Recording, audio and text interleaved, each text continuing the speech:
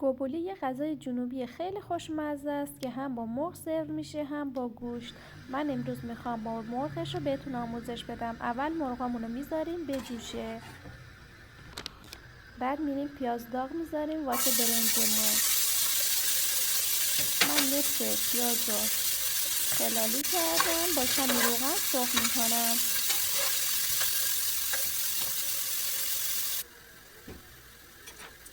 پیازامون که طلایی شد کمی رب و ازیای یکی کفشی رو بهش اضافه میکنیم.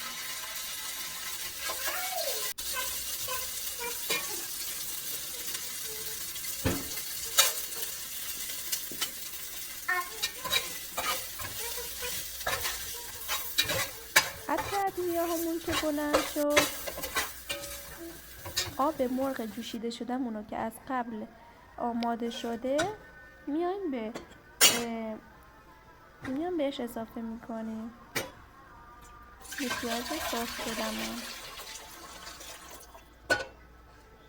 اگه آب مرغمون کم بود، آب جوشیده شده رو هم بهش اضافه میکنیم.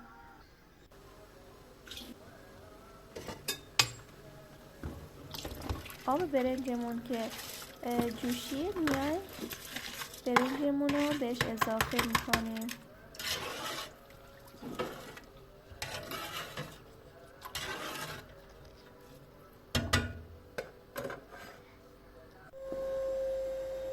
برنجمون رو به صورت آبکش یا دم پخت درست میکنیم. من آبکشش کردم و گذاشتم دم بکشه.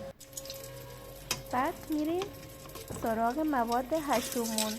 اول مرغامون رو سرخش میکنیم.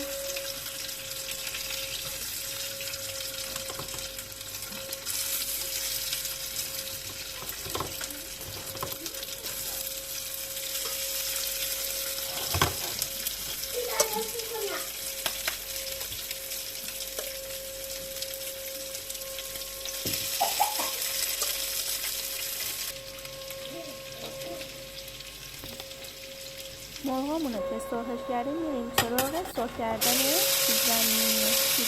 بعد از سیب زمینی همون میریم سراغ پیازامون رو که خلالی کردیم سرخش میکنیم.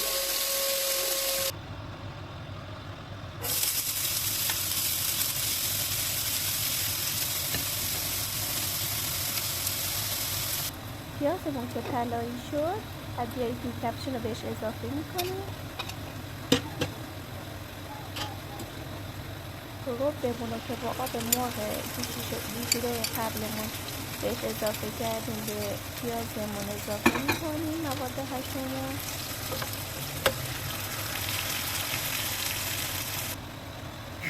بعد سیب زمینیامون رو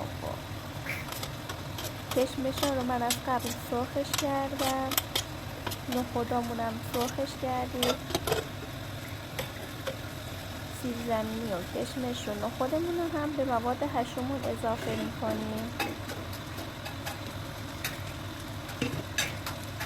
غذامون آماده است. نوش جونتون. گوبولی مرغ خوشمزه‌مون.